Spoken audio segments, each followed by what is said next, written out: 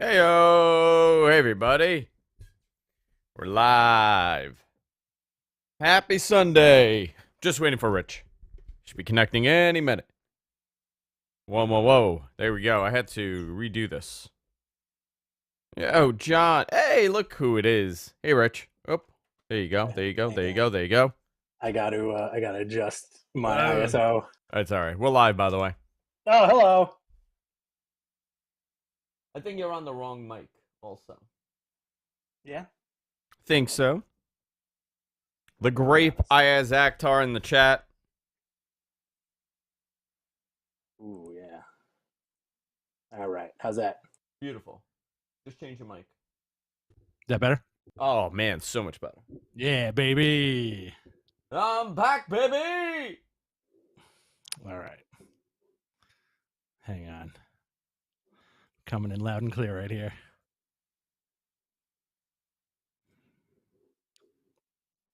What's going on with you? I'm just centering you a little bit here. How you feeling, by the way? Oh, great. I feel great. Much better, dude. I felt like garbage. I thought you were on your deathbed yesterday when you were like, I don't know about this vaccine, bro. Dude, for like 10 hours.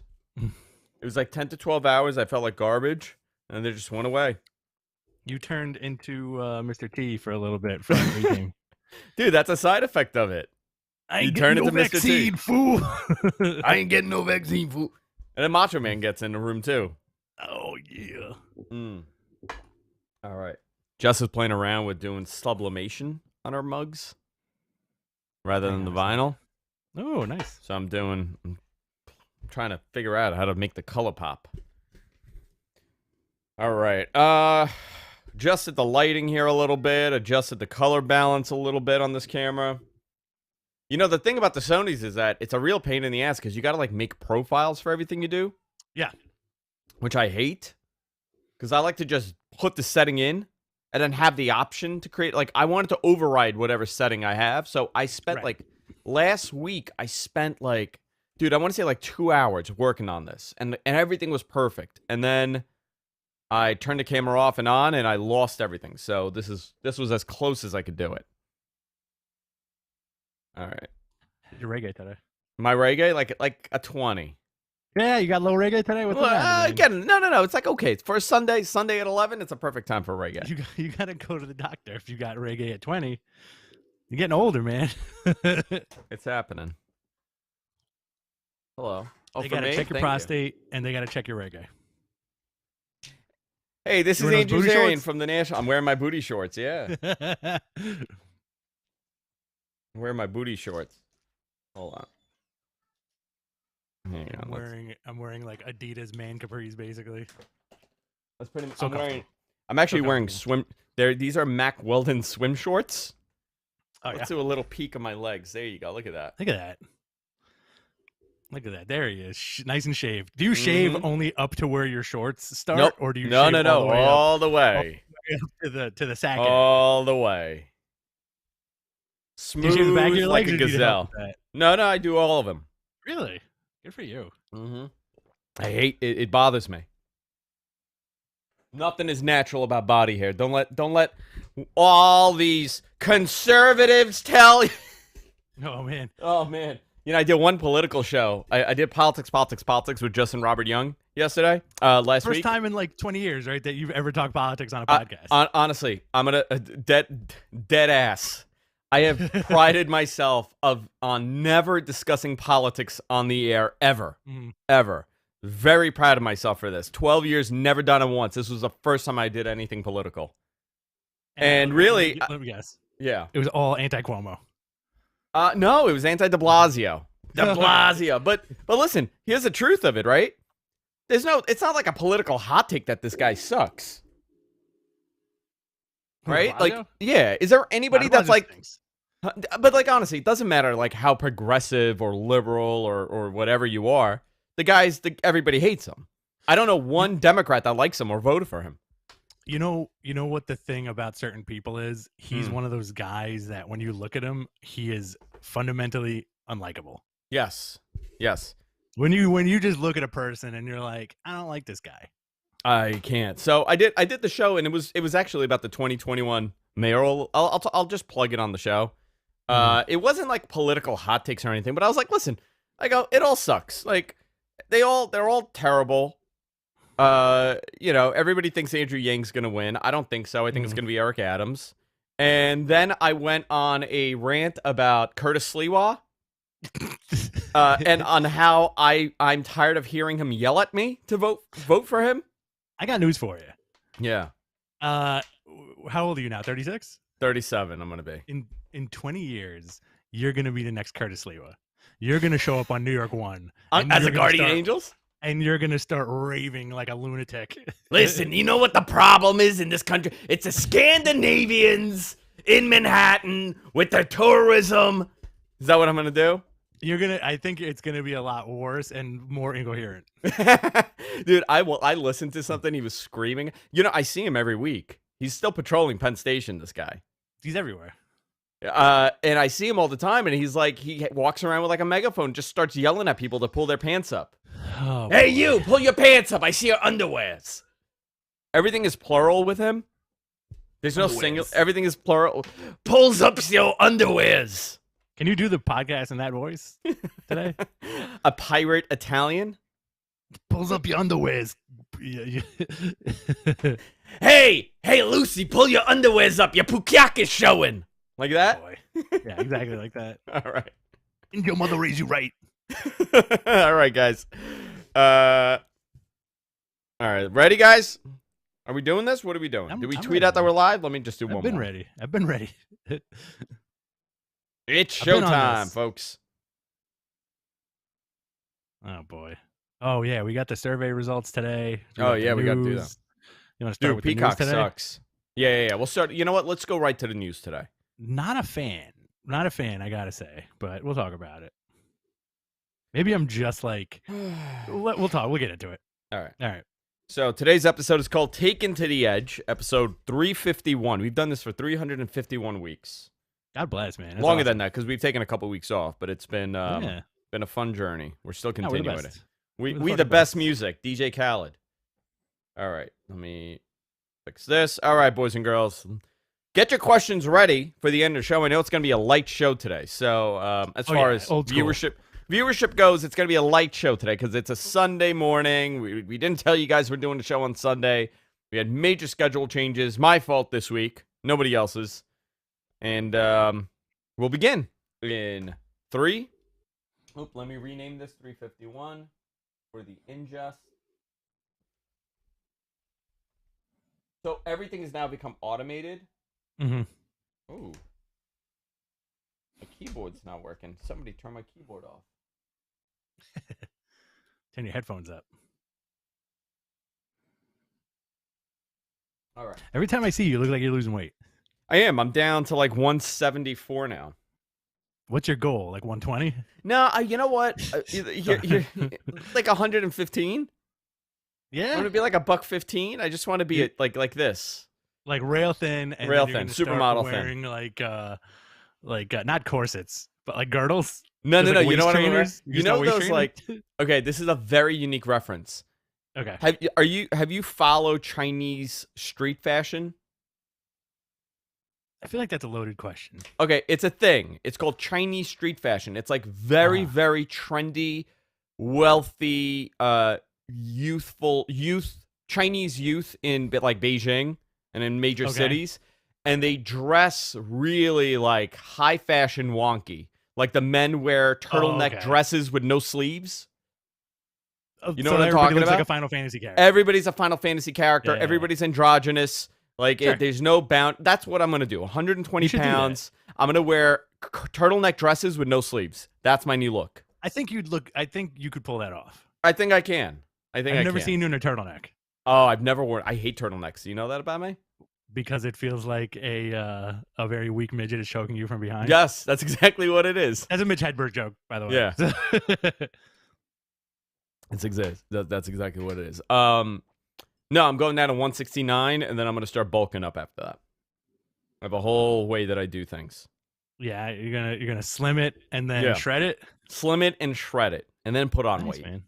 Nice. All right, you ready? Let's do this. Ready. All right. We'll begin in 3, 2, and 1.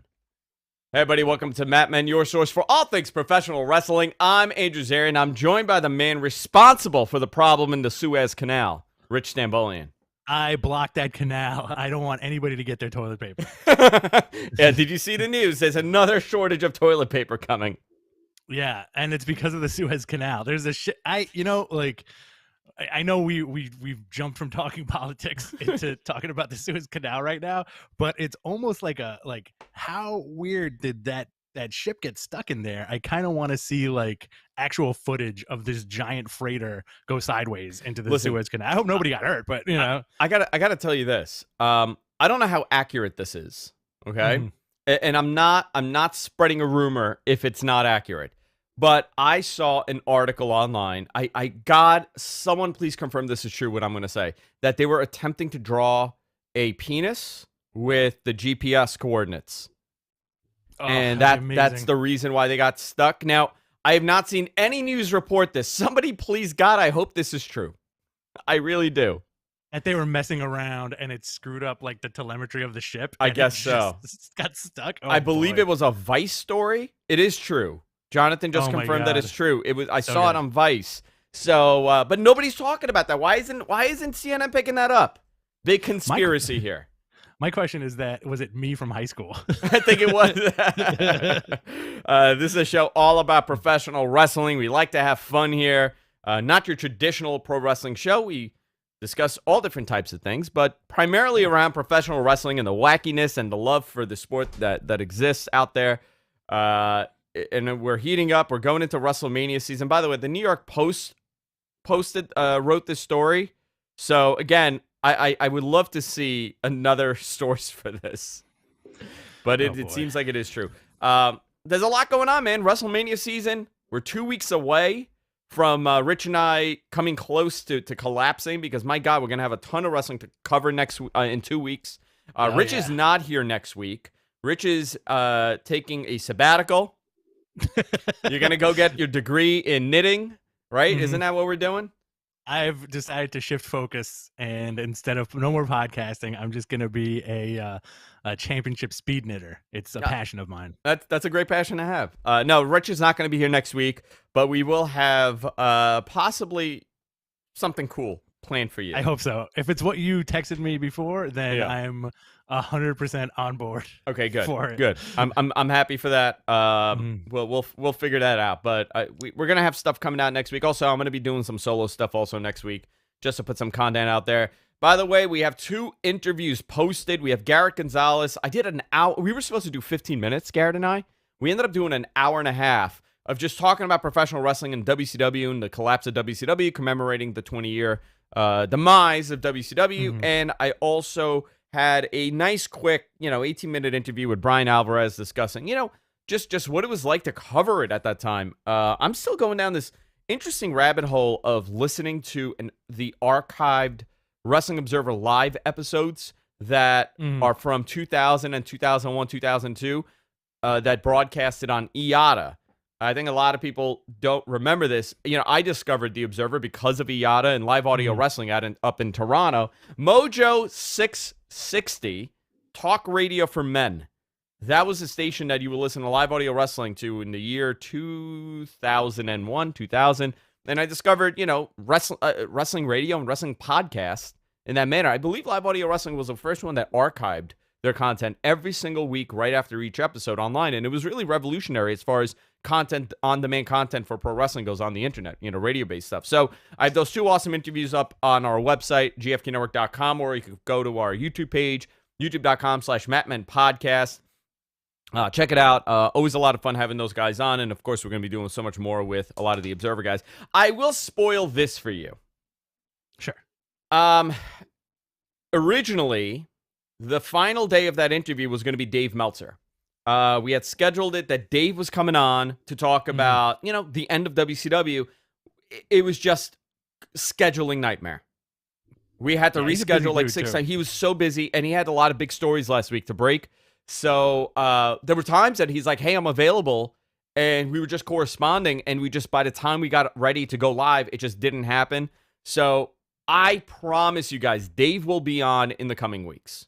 We will do something with At some Dave. We'll point. do something cool with Dave at some point. But that was going to be the big surprise that we were going to have Dave on to talk about, WCW, which I still will have him on to talk about it because it doesn't matter when we record that. It's still an interesting topic to talk about. Rich, Absolutely. a lot of wrestling news this week. Yes, sir. You take the lead here. Where do you want to head to? I know you said you wanted to start off with news, so you go. Yeah, let's do it. Let's start from the notes. Thank you again, Mr. Gonzo, MG Geek, for providing us these beautiful notes every week, and thanks to Papa Johnzo for doing all the graphic work and all that stuff. Apparently, Road Dogg got hospitalized with a heart attack the other day. Yeah. We wish him the best. 51 years old, I think. Yeah, 51 suffered a heart attack. They were very concerned for his kidney functions right now. I have not heard anything negative, and that's a positive, right? Absolutely. I think let's not do the survey so far, but let me ask you. Yes, sir. You did Peacock, right? I did. I had to. I subscribed like 2 weeks ago, but I really don't have a device that I use regularly that has the Peacock app on it. I use a Fire Stick in all the rooms, and unfortunately, it is not on the Fire Stick yet. It was supposed to be there for Fastlane, and for whatever reason, it's not. Now the new goal is WrestleMania, but you're alienating 33% of your set-top box, those smart set-top box device usage. Not very good. So you go into what you were going to say, because I have a lot to say about Peacock. Yeah, no, I wanted to ask you how you felt about it, because I did the same thing. Like, I got the email alert from WWE Network saying, like, hey, no more network as of, I think, April 5th. Sign up for Peacock. So I signed up. There was like a special going on, so it ended up being like $4.99 a month or something like that. For the commercial-free one? No, for the regular one. I didn't realize there was like another tier, right? Yeah. So I'm like, let me check this out. And dude, it's like legit every 3 minutes is like a commercial you could do nothing about. Yeah. And it's not even, it's like TV commercials, it's like McDonald's commercials and all this nonsense. So then I was like, all right, is there a commercial free tier? And it was like a penny extra with the deal that I signed up for. So it was like $5 a month. And I'm going in there. Listen, I like a lot of the shows on there, whatever. When you go to the WWE stuff, I feel like I'm experiencing a level of frustration that I feel like should not exist, because they got the network to a place where it was pretty fantastic after like 10 years, right? Yep. Really good interface. You could find everything easily. You could search for everything easily. And then the Peacock stuff, it looked like, for me, I don't know about you, but it felt like they were trying to stuff 5 pounds of shit in a 2-pound bag. Yeah. I agree with you. I was very vocal about when they announced that they were going to Peacock. I was very vocal, and I said, listen, guys, let's let this play out first before we start talking about how this is terrible, right? Let's let it play out, because I hate to jump to a conclusion before I see the result. I think a lot of people like to speculate, but I don't like doing that when it comes to something like this, because your words matter, and obviously, if I'm sitting down and I'm saying what a piece of crap this app is going to be, and I have no confidence in it, that doesn't really mean much if I haven't used the service. Well, I have used the service now. I ended up using it on my Vizio TV, because I have like a newer Vizio 4K in my bedroom that has all the smart apps. My Peacock is on there. I got to tell you, hot dump. I mean, it's a hot piece of shit. Hot basura. Man. Yeah, big time. Hot basura. It's just sitting in there. That sucks, dude. It's not good. Listen, all the other stuff. I could watch The Office all I want, right? All right, cool. Suits all I want, fine. But now that you have a sports, look at it as a sport. Don't look at it as a TV property. When you're saying it's, when you go under WrestleMania and it's season 36, what the F does that mean? It may be the way that the algorithm inside the app works, because that's exactly if you're looking at a TV show, you're like, cool, season 3. But for the WWE stuff, it's very interesting, because it seems like all the content got automatically slotted into the seasons, where there's certain things that I do like about it, because like the current stuff is like right there, so you don't really have to do too much digging for it. A ton of the current older stuff. But the older stuff, I found myself having like a little bit of a hard time trying to navigate and trying to find. And on top of that, didn't they announce that they're taking off questionable content? Yes, which this week. Okay, let's get in. Hold on, let me backtrack a little bit about the on how the layout is. Okay. It doesn't. WWE finally. I mean, you said 10 years, right? And people are gonna say, well, WWE Network launched in what, 2014, right?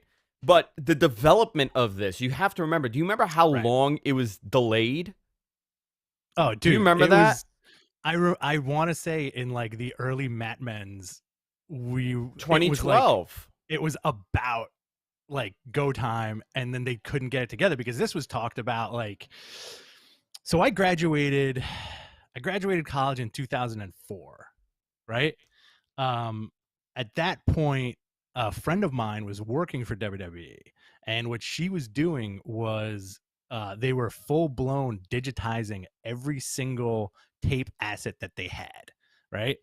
And if you can imagine the number of tapes that they had to get to the point to put it on the network, you can understand why it took such a long time.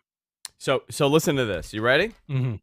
In September 2011, WWE officially announced plans to launch the WWE Network in 2012 as a pay TV channel. WWE then conducted a survey asking people if they would be willing to pay for the WWE Network if it was a premium channel. In an email sent to WWE fans who might be interested in WWE Network, WWE surveyed fans for their thoughts about the WWE Network airing pay-per-views to subscribers for no additional fee. The survey also noted that it would feature repeats of Raw and SmackDown, as well as footage from WCW, ECW, NWA, XFL, which never happened, AWA, and WWE movies, which never happened either. Would also make it into the lineup. The original programming also noted in the survey. So it was they chose the name WWE Network in October 2011. So 10 years of development into this, right? 10 years. Pretty crazy when you think about it. And you were right on the nose with that. Yeah, pretty crazy. So they pretty much, the last update really fixed a lot of the issues. The content was full. And when I was told about the Peacock deal, I was told that it was going to be a seamless transition. There's multiple options available. One option was when you use the WWE Network, because they really were worried about if you just let the network go away and you bring all the content to Peacock, are the 1 point whatever million subscribers going to re-sign up? And we know the answer to that, and it's no. Yeah. Whenever you remove a service, if listen, it's a turnkey operation. You're getting checks in the mail every month. A lot of these people don't even realize they're paying for this, or they forgot about it, or it's too much of a hassle to cancel. So now you told everybody, go to Peacock and sign up. WWE Network's gone. There's a good portion not going to sign up. And two, how much of that content is not there? Oh, absolutely. You know what the thing is like that? I think it's a broader issue because for you and I, we have to sign up for it because that's how we can access stuff and talk about it, right? I feel like there's a big section of pro wrestling fans that watch nothing but pro wrestling. And I feel like that's a vocal minority, but we see that on social media where like these folks are going, well, I don't give a shit about Suits. I don't give a shit about The Office. I just want to watch the WWE Network. I thought that was a silly argument at first. Now I understand because listen, first of all, it's actually still a silly argument. You don't need to watch it, right? Right. You could just navigate to WWE and you're in that interface. I think the interface is wonky. I don't like the interface, but something you touched on before, the removal of inappropriate content, right? What was the word they used? Not inappropriate. What was the word you said? Offensive. I offensive content. May have said offensive or whatever, but this is scary. Two things that I am immediately like, oh no, those Dudley Boys matches in ECW, the promos. The promos, which were kept on the network, by the way, and they're very dirty. And words we don't hear anymore. Exactly. And a lot of late 90s Shawn Michaels stuff I feel like is going to be eliminated completely. Possibly a lot of Attitude Era stuff, that was just like borderline, like choppy, pee, pee, pee, pee. So here's where I stand on this. I'm totally against censorship. Okay. Right. Totally against it. You have an option as a service provider and as a viewer. Service provider, you have the option of adding a parental control button where you could now hide content that may be considered offensive. You have parental controls that you could put in place. I'm not saying I enjoy hearing racist or terrible, heinous terms. However, I do think it's very dangerous when you start editorializing this type of content. Because when you use the word offensive, that line budges and it moves. We know what the rules are for over-the-air programming, right? We know that cable, even though you are allowed, because it's a premium channel, to do whatever you want, to say whatever you want, we know that cable adheres to advertisers, and they have their own set guidance. We've had this guidance in place since the conception of cable television. Now you're telling us that things that cable TV have aired, you are now telling us that you find it offensive and it doesn't fit your community guideline or your company guideline. I think this is very dangerous. And again, it's not there to protect. I'm not there to protect a wrestler calling another person the F word, right? It's not about that. It's about how far does the line go, right? Where do you start cutting things off? Because once you don't have a definition and you just label things offensive, that line pivots. They've removed WrestleMania. What was it? WrestleMania 6 was not on there. The Piper thing where he painted half his face black, right? Oh boy, that's off. But you know what? You're not remembering. Mattel put out a commemorative version of that. That's right. Yeah. So where was, you know what I mean? Like, these are things that we need to be very careful about. And again, I am not protecting hate speech. I'm not telling you that, you shouldn't be offended. What I'm telling you is it's your right to be offended, but it's also out there. And we need to also remember that these are things that happened. And these are conversations that happened. But by eliminating these, and it's not just about wrestling, right? Books, any kind of literature, any kind of television. When you start erasing these things, you forget the time that it happened. The Jeffersons would never be able to air today. All in the Family would never be able to air today. But should they be removed in the eco space of content? No, I don't think so. I don't think removal of content should be a thing that we ever talk about. I think it's very, very dangerous. Could I jump in? Yeah, with jump in. With my own whimsical theory about this, which I've said for many years? Yes, please. Self-censorship. I'm a fan of self-censorship. So am I. I'm fine with that. I know myself. I know I'm not gonna watch. This is just an example. I'm gonna cast a wide net here. I know I'm not gonna watch like racially infused stuff. Yes, that's just me, right? And a lot of other people. I self-censor that. I'm not gonna say, yo, man, this shouldn't be on TV. Some kid's gonna watch it. Guess what? It's your job to make sure your kid doesn't watch it. The other thing that goes along with that is this kind of the bigger issue here is it's twofold. The bigger issue here is, one, it's almost like self-censorship is taken out of the picture. And I know it's wrestling, but that leads to a bigger issue where it's like, no, please, corporate America, tell me what is censored and what is not so I can live my life, which is very bizarre. It's like that weird like brother's keeper thing on social media where everybody's telling on each other.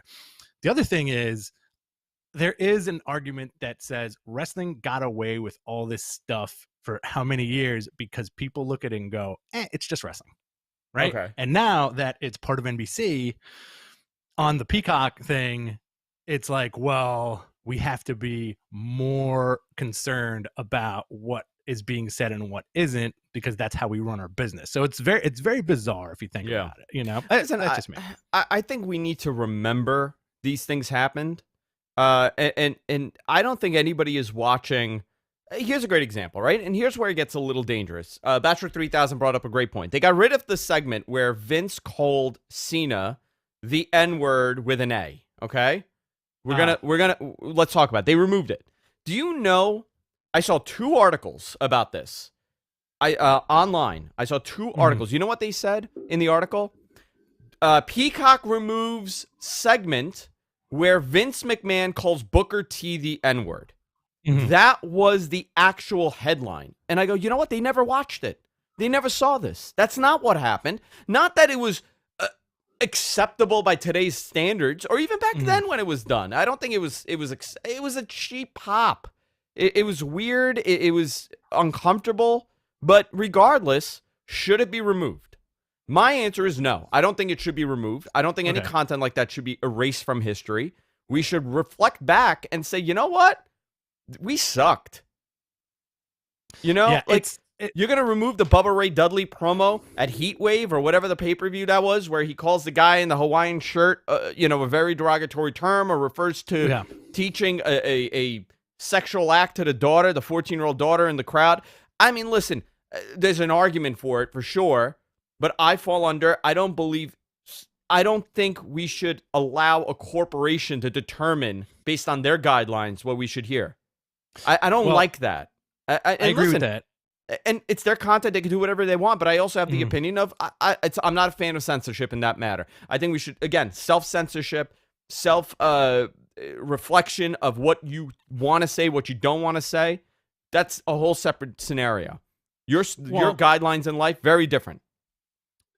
There's also the argument that it's performance art, right? Which is a huge thing. Well, that's where it gets dangerous. You hit the nail on the head.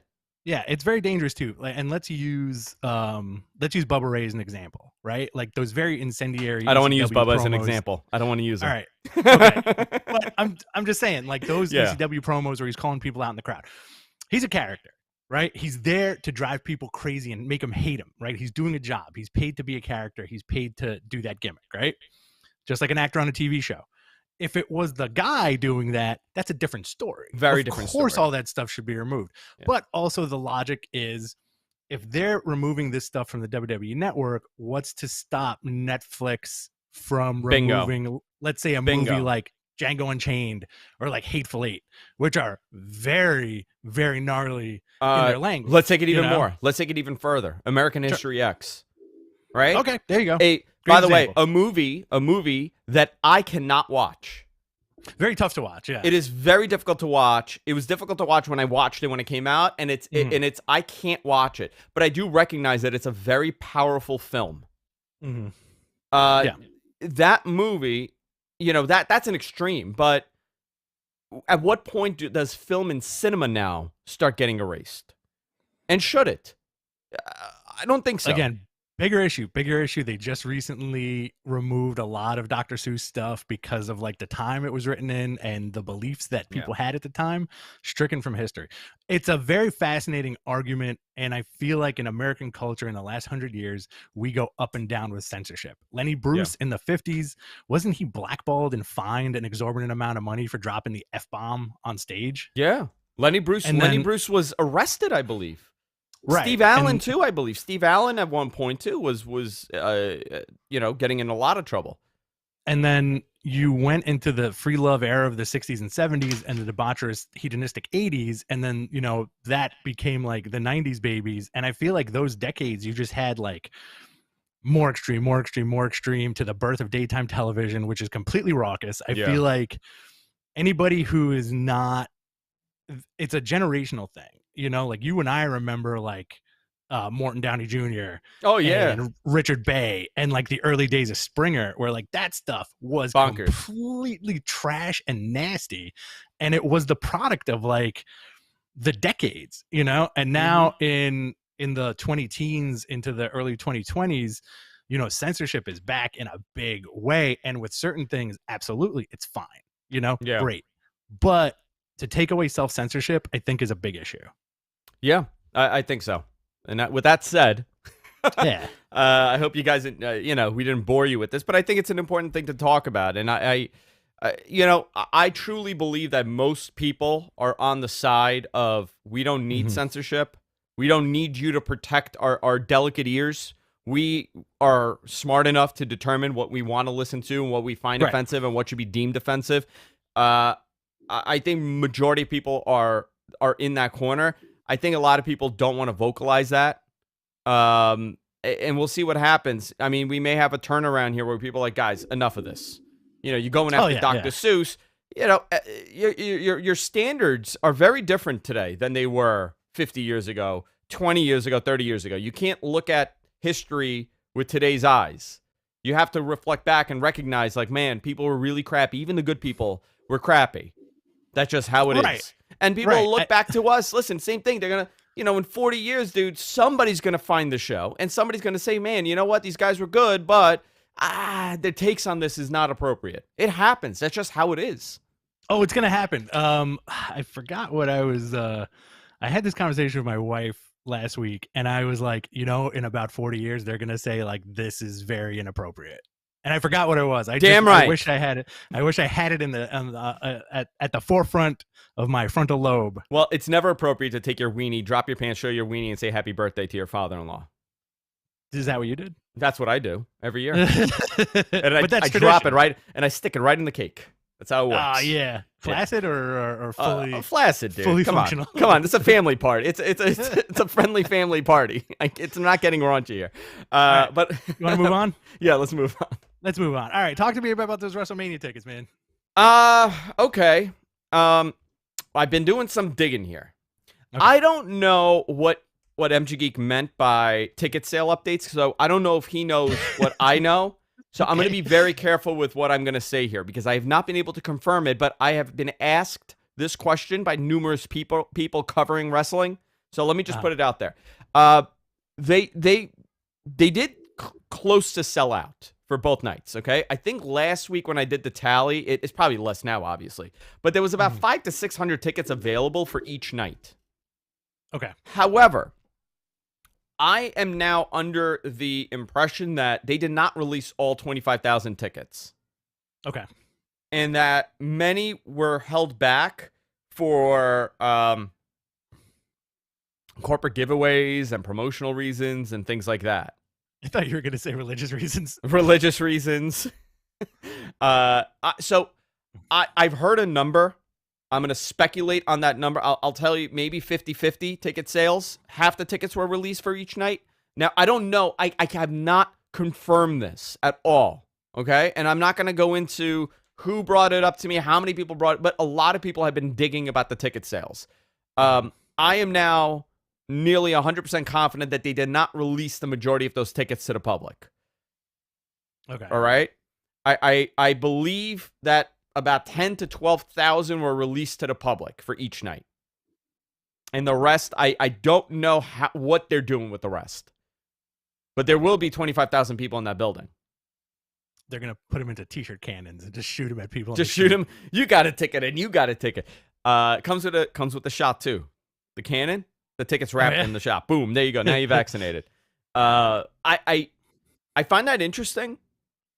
Normally, for anybody in the ticketing business, you follow this, you guys probably know, but majority of events, a lot of tickets are held back to give out. Especially like a WrestleMania when you have like 70,000 people in a building, like 20,000 of those tickets are corporate sponsors, advertisers. You know, like how many tickets is Peacock, NBC going to want for WrestleMania, right? Right. Think about that. A lot of corporate stuff, right? Right? Or let's say Snickers is advertising. What are you going to tell Snickers? Here's 50 tickets? No, you're going to give them a couple thousand tickets to bring their people to Snickers, their clients. To Snickers Mania. You got corporate clients, you got partners, you got network partners, you got, between Fox, NBC, other corporate partners, advertisers, all this stuff. USA. You're giving away a lot of tickets. Now, I don't know what that number is. I don't even know if this is what MG Geek was talking about, so I may have just opened my mouth on the subject that I shouldn't have, because I have not confirmed anything. So I don't know. I got to find out what the ticket situation is. But if you go online and you go through Ticketmaster, you're going to see there's a couple hundred tickets left per night. I haven't checked since last week, so last week's number was like 500 to 600 each night. But they're going to have people in that building. They're going to sell. They're leaving the Thunderdome. I believe everything is getting taped now. as we speak for WrestleMania. What's their pre-tape schedule? Pre-tape schedule, Raw, SmackDown, and Hall of Fame are all being taped this coming week. Okay. So, because they got to move. Right. They got to build that new structure at it's the Yingling Center? Yes. Yeah, Yingling Center is getting the show. This was a decision they made unhappily. They wanted to go back to touring after WrestleMania. And I believe they're like a month or two away from this. I don't think the Yingling Center is going to be a very long-term thing. Right. So it's very interesting too, because I remember last year, as soon as it's pretty much been a year since the world shut down, right? Yeah.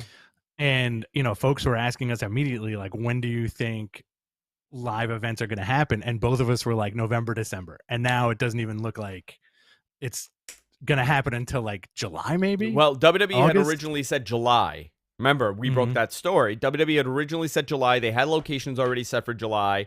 By the time they got there, they were advised heavily not to do July. So then we went to September, and it was going to be Texas and Florida. And when September hit, their numbers went up. So that put the kibosh on it. And then we went into the winter season where numbers kind of went up again. And now we're in this decline. The vaccine is there, obviously. Millions of people, I think almost 1/3 of the country has already been vaccinated to some extent. Yeah, you got a little under 1/3. I'm done. I got my second one. By the way, I got the second Pfizer. I was very sick for about 10 hours and then magically just disappears. So it's fine, right? I'm done. But I did it because for a whole number of reasons. I feel like I always have to. People are very surprised that I got it. Because you come off as an anti-vaxxer? Is that true? Because somebody said that to me. Is that no? I'm not being so serious. Somebody said that to me. No, on Friday. On Friday, somebody said that to me. Like they were online shocked. while you were waiting for the vaccine. No, was like, yes. I'm surprised to see you here, kiddo. Andrew? You anti-vaxxer. What the hell are you doing here? No. At my job, somebody was like, "You got it?" I was like, "Yeah." They're like, "Huh? I'm surprised. I didn't think you would get it." I was like, "You just Very made an assumption of who I am." I don't Very know. I gave that anti-vaxxer vibe out, but You just want to start kissing everybody on the lips and hands again. make it, dude. Tongue. When I What was see you, I'm gonna slobber all over boy. you. What was the joke that we had? When the world opens up, you're gonna just start saying hi to people by mandible clawing them? Yes, just like this. Just fingers in the mouth. Fingers in the mouth. So live shows resuming. I would say, God, I would say 100% for SummerSlam. All right. Okay, sure. Okay. If I'm gonna say 100% of something, if we don't have a live crowd at SummerSlam, I will eat. What am I eating? You gotta stop making these bets. I gotta man, 'cause eat. You never. You know what? lose. I'm gonna eat. You know what? I'm gonna eat paper. I'll eat You're not paper gonna- live on the air. No one I'll wants eat to my see that. daughter's school assignment on paper. Well, that's not good for your on air. daughter. No, sorry, I did my homework, but my dad ate it on his radio show. You know what? Not anti-vaxxer. I feel like it was COVID denier. COVID denier. That's the joke. You're not a COVID denier or an anti-vaxxer. I just want to put that out there. It's just a joke that I say about you. I'm surprised that somebody else said that about you too. Yeah. So Um, I think by that point we'll be better. half capacity for SummerSlam. I'll say that. Vince does not want to do anything at half capacity. By the way, he doesn't need to either, because guess what? UFC with a 261 April 24th, live from Jacksonville, sold out 15,000 tickets. Wow. Sold out Well, in a day. Well, Florida and Texas are other planets at this point, right? No offense to anybody from Florida or from Texas, but every time I see pictures of people I know in Florida, it's like another bizarre world where everybody's partying on the beach, no masks. I think they had like some kind of spring break like nastiness last week where the weather was beautiful and everybody's just drooling on each other. And I'm kind of like, it got so bad, dude, that Florida had to Miami put an 8 p.m. curfew. That's how bad. Think about that. How bad does it have to get for Florida to put a curfew on? That is true. That place goes like, people say like New York is a city that never sleeps, but like if you've ever been down to like Florida when it's like party season, like forget it, man. It's very loud. Very. So, like, Jacksonville is a good place for it. Listen, if you want to go outside without a mask, that's on you. Me personally, like, that's on you. Like, maintain your distance. But I think Jacksonville's a good place for USC to do that because they can get such a big crowd, and maybe Dana White just wants to watch the world burn in that regard. I'm curious how that's going to go, but I'm very, WWE could run essentially in Florida, could run in Texas, could run numerous states. They're holding off for a bunch of reasons right now, but after WrestleMania, things are going to heat up. I think when the closer we are to the end of May, the more realistic these conversations are going to become as far as, okay, like I'll give you an example. I've been told by certain people that there is no way in hell WWE is not running New York in September. Okay? I'll tell you that. I could tell you that is that will play a big part in the New York is back thing that WWE is going to participate in. Because remember, what's coming in September? Broadway's back 100% in September in New York. The Garden already, they have about 10% capacity. That's going to get bumped up in a couple of weeks to 25%. They're doing 20% at Citi Field and at Yankee Stadium. So these things are getting piled on, and I think the WWE will want to run the Garden at full capacity, which is very realistic by September. So listen, it's months away, obviously, but we're getting closer to that moment. Sure. Moving on. Yes. Talk to me about Andrade. Andrade is released. They gave him his full release, no 90-day non-compete, nothing. He's free to go. Very interesting. You think Charlotte pulled those strings? I mean, like, that's very gossipy, but do you think she was like the catalyst to say, listen, like, I'm your number one champ right here. Like, I'm the business at this point for the, you know what I mean? In a certain regard. Let my guy go, cut the strings. Don't do X, Y, and Z like you do to everybody else. Otherwise, guess who's next? I'm leaving too. She could have done that, right? So I asked about this, okay, and I was told that the truth lies somewhere in between.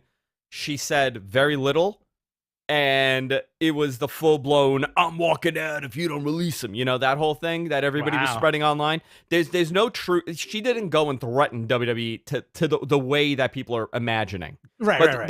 It was a conversation, for sure, on releasing him. There was a real conversation to release him the way that they want to release him. I'm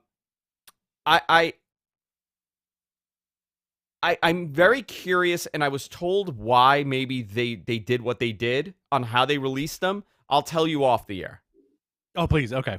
Because I don't want people speculating on this. Again, it's nothing. I've learned, and since us bringing the show to F4W and the Observer website, I have to be very careful on things that I'm saying sometimes because I'm getting in trouble. Okay. not by F4W or Observer. They've never censored the show once. But we're talking about censorship. There's a lot more eyeballs on the product now that we're putting out. Yeah. And I want to say when I have not confirmed something, I'm going to say I have not confirmed it, but I believe this is the direction. So I believe the truth lies somewhere in the middle here, based on the little pieces that I've been told. But Andrade is free to go, and now the question is, where does Andrade go? That's a very interesting question. Also, you know what I've learned from doing this show under the Observer? Yes. There will invariably be two questions in every comment on any video we make. And where's Brian and Dave? Yep. Where's Brian? Who are these guys? Where's Denise? Where's Denise? The Andrade thing is just interesting, man, because, like, where does he go is a big speculative talking point, right? Like, I think as a fan, people want to see him go to AEW with Thea Trinidad, right? And kind of redo the gimmick. But she's not coming. She's not coming. She can't, right? Like, she signed a deal with something which prevents her from signing with any wrestling company, right? Very strange. I don't even know. I remember reading that this week where it was like some kind of sports thing or some kind of endorsement thing where she, for a limited time, can't be part of, like, Ring of Honor or AEW, let's say. Yeah. He could go back to Mexico and be La Sombra again. He could join Roosh in Ring of Honor, which I thought was going to happen the other night, honestly, because they had like an event. He could go to MLW. He could go to Japan. You know, like where do you want to see Andrade? I honestly, and I've been very vocal, and you and both of us have been, that where AEW doesn't fall in the trap of taking everybody from WWE, right? Yeah. Listen, it's a very difficult decision to make, right? When you're basing your business on, there's numerous reasons, right? One, you want to get the best talent possible to elevate your product. Two, now you're also playing with the perception of you don't want to grab too many of these WWE guys. Right, because then you become then that whole TNA conversation happens where you're just signing people to sign them. But I think fortunately for Andrade, he's very much recognized as a tremendous talent. Oh yeah, and he would fit in great on the AEW side with Penta and Phoenix and Omega, him and Hangman, him and I mean, just he could have a match with everybody there because he's so well rounded. But him debuting there can't be like a Rusev situation, right? You would have to debut him in a very different caliber. And I do think his first feud should be probably Penta and kind of rehash that style of wrestling a little bit for him. I honestly do think like if you're for me, the program for him and AEW, him and Ray Phoenix. And Ray Phoenix, I think, could put on classics every week, you know, and that's a testament to both those dudes. I already feel that way about Ray Phoenix, you know, but remember a couple of years ago when Andrade was doing that feud with Mysterio? Unbelievable. All those, they knocked those matches out of the park with limited TV time. I think it was 18 times they wrestled in some capacity. Really? Mixed tag, whatever, full match. They really did a great job with them, but really the problem for him was he lost his biggest advocate, you know, and that was Heyman. Yeah. Heyman was a big pusher of him and Humberto and all those guys.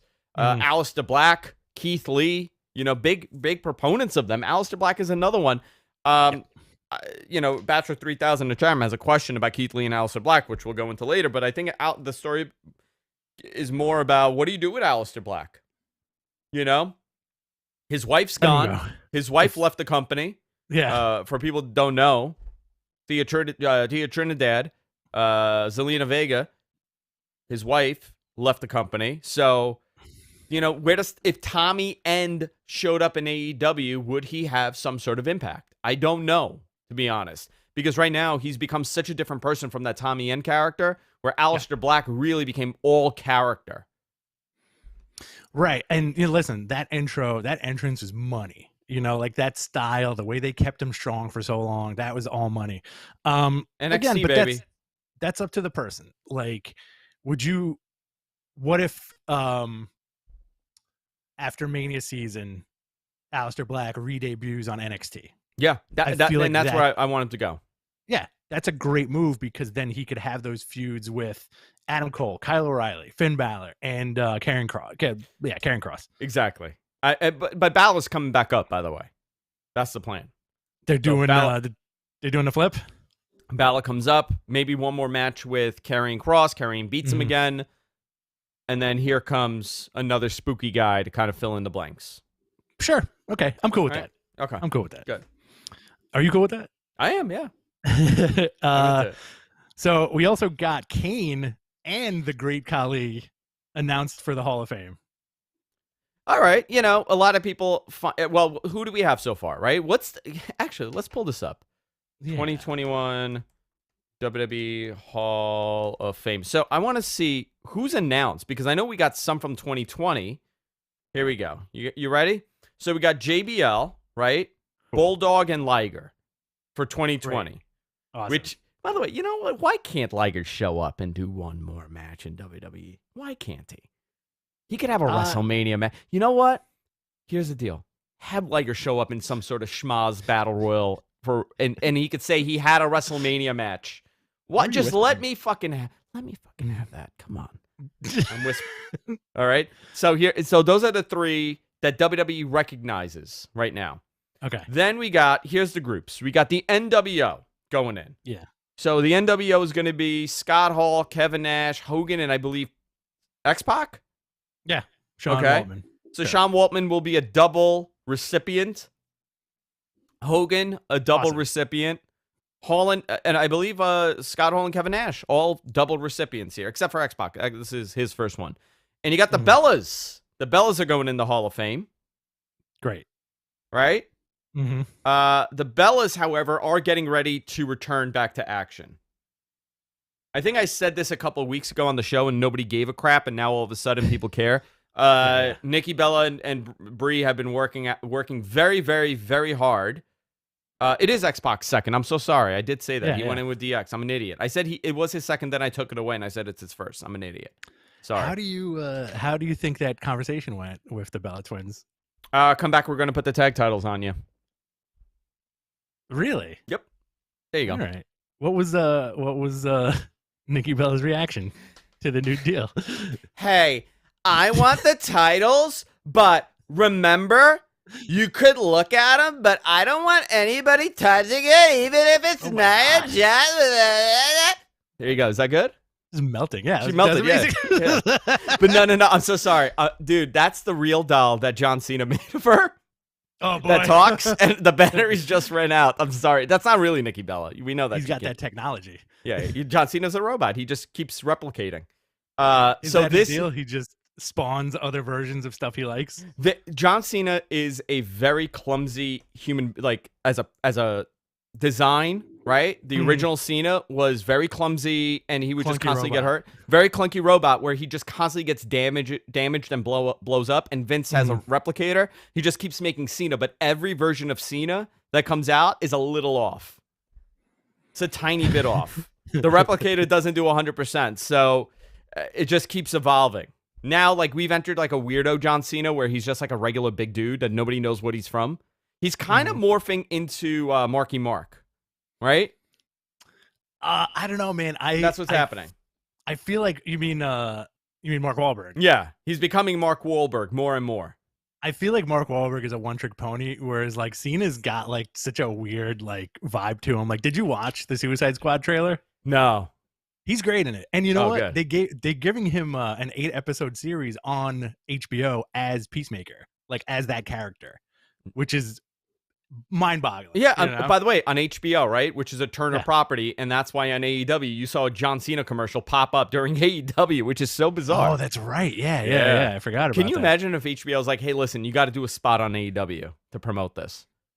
He can't, obviously. He can't, but you never know. Like, what are the terms of John Cena's deal with WWE? You know? He's under a full contract. Okay. Yeah. He's under a full blown contract. But John Cena just slowly getting replicated and melting down. And like the last version, Vince is like, we need Cena. So he presses the button. Here comes John Cena, but he sounds like Mayor Quimby from The Simpsons. I'm here. Era, I'm here. You can't see me, Era. You cannot see me. He actually turns into Fred Norris from Howard Stern doing his John F. Kennedy. Actually, Ted Kennedy. Era, I couldn't pass a bar, and so couldn't John. Era. That's my Kennedy impersonation. Thank you. That's pretty good. I have a very dirty Kennedy impression that I'll do for you off the air. Okay, perfect. Thank you. So Molly Holly is also going into the Hall of Fame. Yeah, Molly Holly's going into Hall of Fame. Molly Holly, Eric Bischoff, which very well deserved. Yes. I think if there's anybody that deserves to be in the WWE Hall of Fame, it is Eric Bischoff. No question about it. Kane, great. You know what? Well deserved. Hall of Fame, right? Well deserved. Yeah. And of course, the great Khali going in the Hall of Fame. I mean, should Khali be in the Hall of Fame? Listen, if Drew carries in the Hall of Fame, is Pete Rose in the Hall of Fame? I think so. I think so too. I want to say he was the first celebrity inducted into the Hall of Fame. No, was he? In the new style that they've been doing in the last few years, where it's like they do the wrestlers. I think they have like the posthumous, then they have the celebrity, and then they have the Warrior Award. Yes. Pete Rose is in the Hall of Fame, WWE Hall of Fame. Yeah. Bob says Pete's banned. Pete's banned from the MLB Hall of Fame, not the WWE Hall of Fame. I don't think Bob knows. So I'll explain it for people. The reason why Pete Rose was an instrumental part of wrestling is because for whatever reason, they decided that at WrestleMania it became a thing like 2-3 times that Kane would tombstone Pete Rose. So fascinating, right? Like I feel like somebody from the Yankees booked that. I don't know. I mean, it's such a bizarre thing. Coco Wasn't it- Beware is in there, so anyone could. Yeah, Coco Beware's in the Hall of Fame, but Coco Beware had a bird. Oh yeah. What was the bird's name? I don't remember. What was the bird's name? I don't know. That's what I was asking. Somebody knows. All right. So Hall of Fame. All right, whatever. Kali, Kane. I know that they have a couple more that's going to be announced. That's whatever. It's fine. You know, he's a giant. Kali is an anomaly of a human being. Nobody looks like that. So I get why. Well, also, like, he probably had the most ticket sales per person, like specifically for him when they would do those India tours. Yeah. He's a big star there, dude. Yeah. Like, I think there was an interview with Jinder not too long ago where he was like, when they were in India, Kali was treated like a god among men, basically. Well, what's hysterical is when Jinder won the title. Do you remember when Kali came out and Kali grabbed the belt from him and held the belt up? Do you remember that little fight that they had over the title? I have no idea why he did it, but you know why he did it? So he could be on the front page of every newspaper in India, and that's what happened. They had a picture of Kali holding the belt, and it said Jinder Mahal, WWE champion. Fascinating. Let's see. Where else are we going here? Andrade. Let's see. We got AEW averaging over 1 million viewers this week with within 7-day viewership. Yeah, so this is interesting. This is something that we've discussed prior back, where I was talking to somebody on the TV side, and they were like, "Yeah, you know, AEW they're doing decent, but their ratings haven't gone up tremendously." And so I asked about this a while ago, and somebody told me, he's like, yeah, they've actually had 1.4 million viewers for a episode of Dynamite. I'm like, oh, interesting. So I looked at this, and now it's coming out that they are averaging over 1 million viewers a week per 7-day average. That has to do with digital viewership, DVR viewership, later submissions. And this is North American numbers, by the way. We're not counting Europe and all the other distribution partners. Like Canada, the numbers are all over the place. I have yet to find decent Canadian numbers. If somebody has it, send it my way. But they're doing over 1 million viewers, which is fine. NXT is not doing those kind of numbers, I'll tell you that. But I am curious what Raw and SmackDown do, because I've heard that there are episodes of SmackDown that go up very high. As far as, like, I'm not talking about 7-day average, but I'm saying like eyeballs on the product at some point. It's like 5 million eyeballs a week. Wow. Yeah. It's not across like all platforms. Yeah. What's the matter? Nothing. I just what are you groaning about? People. Did the second shot kick in more? Everything is violent. Right now? Are you gonna look like Emil from the end of RoboCop when he gets covered in toxic goo? No, I got yelled at by somebody watching the show right now. Sorry, dude. Yeah. You know what? Okay. Let's take a minute here. I want to acknowledge Bob Hazelwood's joke in the chat room. Yeah, what was it? Which is effing. I can't believe I'm repeating this, but it got me.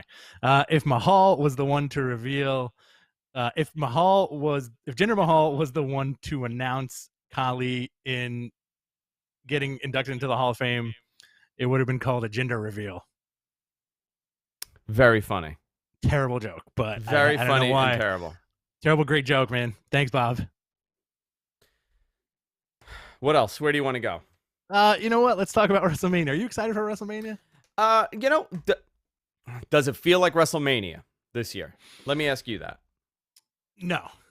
You know what? Like, I feel like every year, even last year, you know, because we knew it was going to be so different and unique. Oh, by the way, Rich, are we going a little long today? If you want, I mean, you know, we can do a little bit of this and then do Q&A. You want to do like another 20 minutes and then Q&A? We could do that. All right, cool. Fine. We'll go a little long today, guys. I hope you stop getting yelled at. I just turned everything off, so I don't even know if I'm getting yelled at anymore. So, as far as being excited, there's always a level of excitement. I like doing the show with you. I know we have a lot of coverage to do. As far as like the matches go, I'm a little men's on them, to be honest with you. I'm excited. Yeah, I'm excited for a few of these matches, but there's a little trepidation, and I can't tell you the exact reason for that trepidation, but there is a little bit of like malaise that goes along with, for me personally. Yeah, I get it. I mean, there's nothing wrong with the matches, right? Like, I'm looking at night 1 and night 2. There's nothing wrong with the matches. I think the story with this year really is going to be 1 year of pro wrestling without any audience. This is your end result. That's the story here. This is pro wrestling. This is WWE that has had 1 year to build a program that has had no audience to work off of. No live audience to feed off of. And this is what happens. You know, a Sasha Banks and Bianca Belair match should seem tremendous. Should be a big deal for a title match. This is Bianca Belair's breakthrough moment. They're very high on her. I think a majority of people are very high on her. The online community is very high on her. You could see based on tweets. She has a lot of that early Sasha Banks interest with viewership. I feel like she suffered from this because of the timing of everything, unfortunately. But I do think this is a big moment for her to be in a major match at WrestleMania. We also have Bobby Lashley, newly crowned WWE champion, should again be a big deal, right? Should be a tremendous deal that Bobby Lashley has this title. I'm actually a big fan of him having a title. Going against Drew McIntyre in the main event. By the way, has there been anybody in this company that has been built more like Hogan than Drew McIntyre this year? Nobody. There is nobody. This is their first attempt at doing it. And guess what? The dude never lost. He lost to two people, right? He lost to Randy Orton, and he lost to Roman Reigns. Two of the top guys in the business. It works, man. It worked. The booking from again, he suffered the most.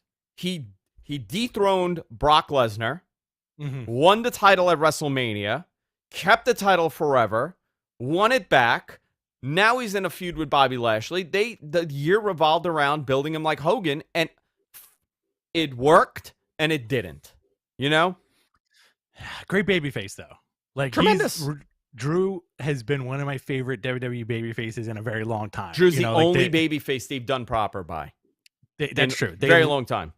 They let him talk. They let him do his thing.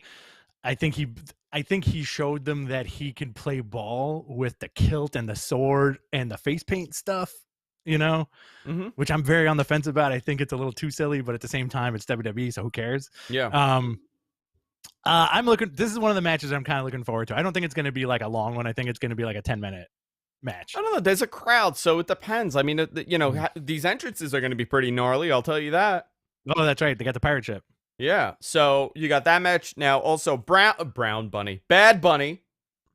Brown Bunny. Wasn't that a Harmony Korine movie with Chloe Sevigny where she performed a sexual act? Do you say Chloe Sevigny? Isn't that her name? I always thought it was Savigny. Savigny. I always thought it was Sevigny.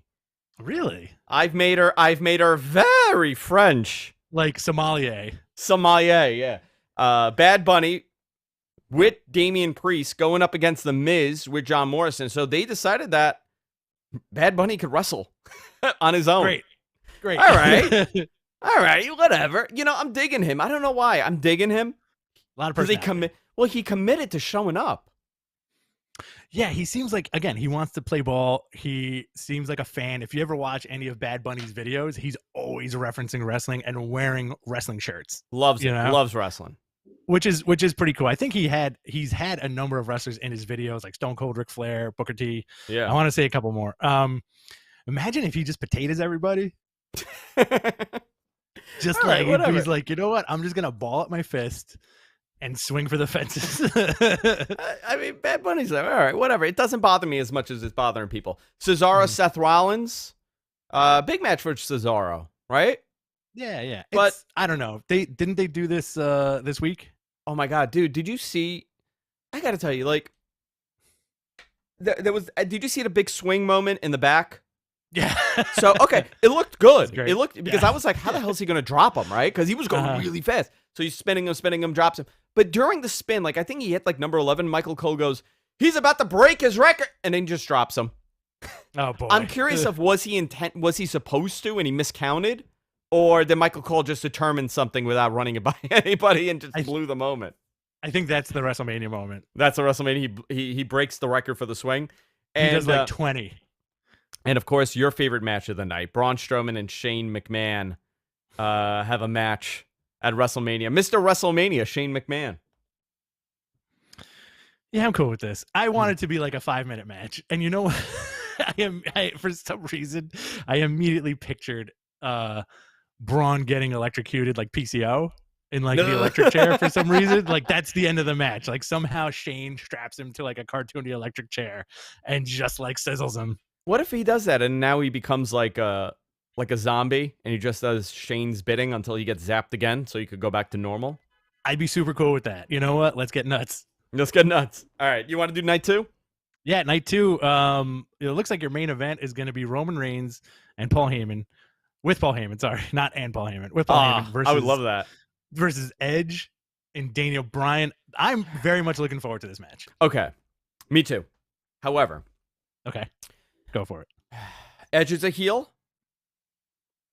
Yes. Okay, I guess. Daniel Bryan, Ultimate Babyface. I mean, they're essentially doing the WrestleMania 30 thing, right? Where Daniel Bryan's now in the main event, third wheel. I get why they did this, right? Because this, for the first time, whoever wins this match has a series of opponents. Yes. Right? Because if Daniel Bryan wins, obviously everybody's looking forward to that Edge match.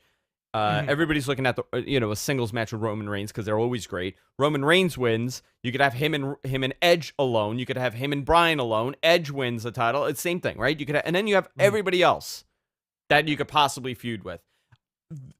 They have handled this so well. Yes. I don't mind Daniel Bryan being interjected into this, and when I asked about it, they said there's a reason for this.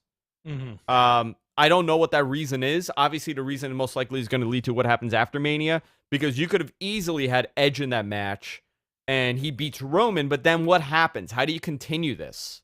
So if you interject another person to take a pin, possibly, now you've opened that door up for future matches. Very much what happened with the Ronda Rousey, Charlotte, and Becky Lynch match. Yes. Unfortunately, however, Ronda left, and that derailed everything, essentially, as far as single matches for the title goes. Man, I do miss Ronda being back, not being there. I really do. I think she was a great addition. And, based on the numbers, you got to look at it. She really popped those ratings for a while for them. Oh, yeah, definitely. But you know what? I feel like there's that certain gatekeeping mentality with WWE where like certain calibers of talent that they love, they want to reserve for that live crowd, Yeah. Yeah. Brock's a good example. Ronda's a good example. Like even John Cena. Like, why should we bring these folks in when there's no people? Yeah. And I also feel like the no people thing is perfect for the Edge heel turn, because if there was a crowd, this dude would still get cheered beyond belief. I think he's still going to get cheered at WrestleMania, though. You think so? Yeah. I mean, you first show back and you get to see Edge. You're not going to boo him. However, I mean, it depends how they do it, right? What if he's just beating the crap out of, they just beat the crap out of Daniel Bryan. Yeah, both of them. And then they really make you feel like he's not going to win it. And he comes back and they just turn everything. Very interesting. Very, very interesting. You also have, going back to like the match itself, you have a very interesting dynamic. And I'm gonna piggyback off what you said. If Daniel Bryan wins, they can do the story of lightning striking twice. He beats 2 guys in the main event, gets the belt, right? And then he can have a proper reign as opposed to that reign that was cut short years ago. Yeah. Right? What if that's his thing? What if he just performs really well in triple threat matches? Amazing, right? I'm down with that. Yeah. I'm cool with him being the champ. I'm sure you are too. Edge winning, again, it's the story of a guy who's gone for almost 10 years, who makes his way to the main event of WrestleMania and wins, right? Yeah. They can go with that. Roman winning is him establishing himself forever as like the big dog, right? Yeah. But I also think if Roman wins, that's when you get a reveal at the end of the show, like the new challenger. What if it's The Rock? Rock shows up and he points at him and he points at the sign. Next year, that's the match, no matter who's the champion or no championship. Doesn't matter. That's true. Then he points at himself. Yeah. And then he takes his pants off. That's how it ends. And then And he points to his moons butt. everybody. Imagine he just moons everybody at the end of WrestleMania. People would go crazy. They'd love it, man. Oh man. Let me ask you something. Yeah. Okay, so I had this discussion. Big fan of mooning, if that's what you're gonna ask me. I already know that you have like 7 of those Pump Action Seymour Butts dolls in your car, and you just drive around town holding the pumps, and you just moon everybody with those dolls. Let me ask you something. Yeah. So I had this conversation with my wife the other day. Is The Rock's, agree or disagree, is The Rock's brand as a person perfection? Yeah. Yeah, that's his brand. Everything is perfect. Right? Everything is perfect. He's a sculpted human being. His TV show shot perfectly. All the movies he does is like perfectly Rock, where it's like this insurmountable like person, right? And he does talk about positivity and all that stuff, but I just want to see your opinion on all that. You know, like is it genuine at this point, or is it very much like, this is my personal brand? I am perfect. Everything I do is perfect. I got to tell you, it has to be genuine to be that successful at it. I don't think anybody could con that much of an image. I believe he is who he is. He really is you know what it is? He is beyond charming. True. Yeah. He is just beyond charming, and it really changes his... Listen, man, it's very easy to be the most charming human being in the world when you got billions of dollars in your bank account and you look the way he does, and you have this life that you've created, and he came from not much. You know, he didn't have an easy childhood. I don't know how, you know, the truth lies somewhere in the middle, obviously, but we all know, you know, he did not have the easiest childhood. His career was nearly derailed. You know, if the Nation of Domination never existed, where would The Rock have been? Which is a crazy, you know, we talk about this stuff. I think that's important to know, that this guy was, you know, Jim Ross is the one that discovered him and recognized there's something great about this guy. And it evolved into becoming the biggest actor possibly of all time. Arguably, like biggest action star of all time. Has he surpassed the Arnold Schwarzenegger, you know, status of action hero? Yeah, I think so. That's a good question. I do think there's a lot of similarities between both those guys, but Arnold, he's definitely, that's pretty good. He's definitely, I think, the biggest quote unquote like megastar in the world. Sure. Right? Like, he may not be the best actor, but he's definitely like a mega star. Like, any movie he's in is going to do well. It doesn't mean they're good, but it's going to do very well. Hobbs and Shaw, so much fun. I don't know if you've seen it. No, I saw, my father's a huge fan of it. My father loves my dad loves the Fast and the Furious, and I'm going to tell you guys. I love hearing that. Okay? Please. I'm going to tell you guys. You ready for this? Are you ready? Yeah, I'm ready. The best. My father at Thanksgiving every year will recite lines from Fast and the Furious in the most inappropriate of times. So here's a great example. This year for Thanksgiving, obviously, we were toasting, you know, like it was a bad year, but I'm glad everybody's here. My father, and he says it every year, and he goes, and the toast is done, people. He's like, I have a toast to make. He goes, listen, guys, one thing I've learned in life, and he's like tearing up when he's saying it. He goes, you have to live your life quarter mile at time. Cheers. So good.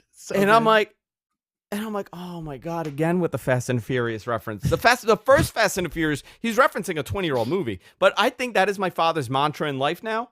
He has taken that as his mantra, where you have to live your life quarter mile at a time. He does it every year now. It's become his thing. And now he's reciting other quotes that I don't know. Like he started singing the Tokyo Drift song one time. Oh my God. You know, with the voice and everything. It's gone. It's too much now. It's too much. What's his favorite one? He loves the first one, obviously. Somebody, Bob just messaged me. He goes, just a reminder, your dad had suffered major blood loss on Thanksgiving and had just had hand surgery, which is absolutely true. My father chopped his finger off on the mandolin. Oh my God. At Thanksgiving. So it could have been blood loss. But I don't think so, because this is an average thing every year. The first one he loves, and all the ones with The Rock he loves. Loves all the ones with The Rock. They get progressively more insane as they go on. Yeah. I love that about your dad. I can totally imagine him saying that to you. Also, my wife cut a bit of her finger off a few years ago on a mandolin. I feel like those things should be banned. You know what? I am for corporate America banning mandolins. Yeah, they're dangerous. If Very you're not paying dangerous. attention, like No. you can legit slice a piece of your finger off. Murder yourself. All right, we got derailed here. Asuka and Rhea Ripley, night 2. What do you think? I'm cool with that. I hope Rhea Ripley wins. All right, I'm cool with that.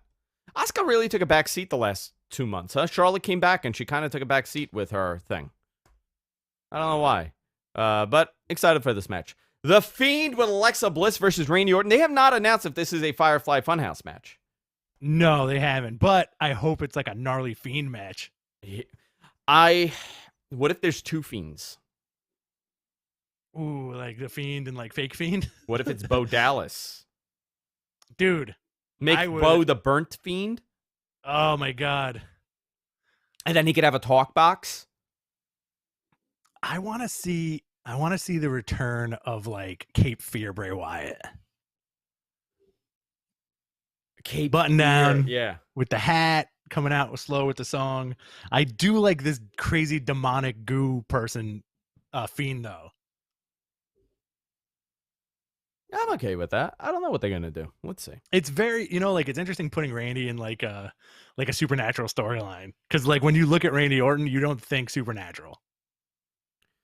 Yeah. What else do we have here? Kevin Owens, Sami Zayn, right? Awesome. That's gonna be it's gonna be a quote unquote barn burner. Mm-hmm. And we got Omos and AJ versus the New Day. This is a match I'm looking forward to. I feel like it's gonna be like a 10-minute opener. Nice and quick with Omos and AJ winning. It's a weird match though for a Very much is. WrestleMania. Yeah, weird match for a WrestleMania. What else do we have here? Where do you want to go?